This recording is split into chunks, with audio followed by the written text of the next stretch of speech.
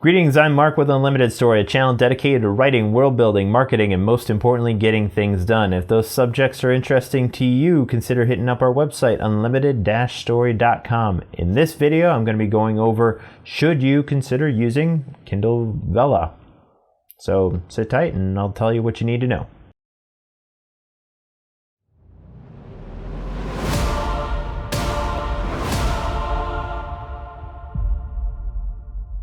So should you use it? I mean, it's an Amazon/Kindle product, so I mean, you know it's got a lot of financial backing and it'll be successful in some way, shape, or form. So really the question is, should you use this platform? And so I have a bunch of questions that I've kind of thought about and said, if you can say yes to these questions, then I think it's a good opportunity for you.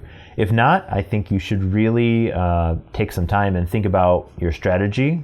Not that you shouldn't, but there are consequences, because essentially your name means something and your name is your brand as an author. So the last thing you really want to do is tarnish it. So here are my questions. First question, what type of release schedule do you want to do? Okay, so this is a platform where you're basically releasing sections, episodes. I'll just use the names interchangeably, but you're basically releasing information on a pseudo good schedule, because the last thing you really want is to get some readers who are just going to be left hanging in your story because you had to take a 2-month vacation, or you got bored, you ran out of ideas. So this is something to think about. So you have a few options. Either one, you could write everything. Like you could basically write an entire book and just release your episodes until it's done, which would be very satisfying. It's a very cohesive way to write. It's how many of us authors have been writing for, since we started our career.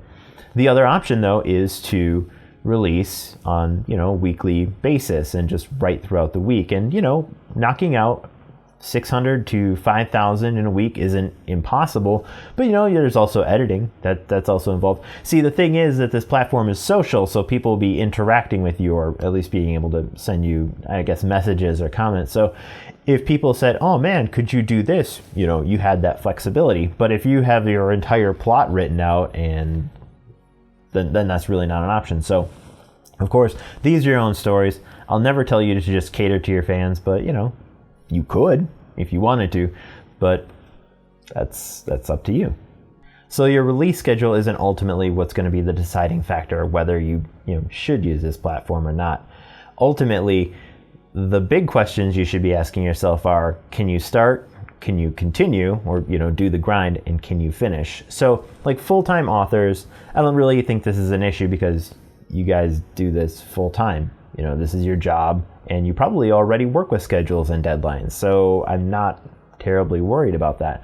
But someone who is like me, does it, in their free time when they have an opportunity, that can become an issue. So if you think that you can not, start something and then continue to do it, the grind is the longest part. Okay, starting to me is easy. Okay, you can start something and stop something, whatever. Starting is easy, but to grind, to knock out those pages, to knock out those paragraphs, to stick to an outline for who knows how long.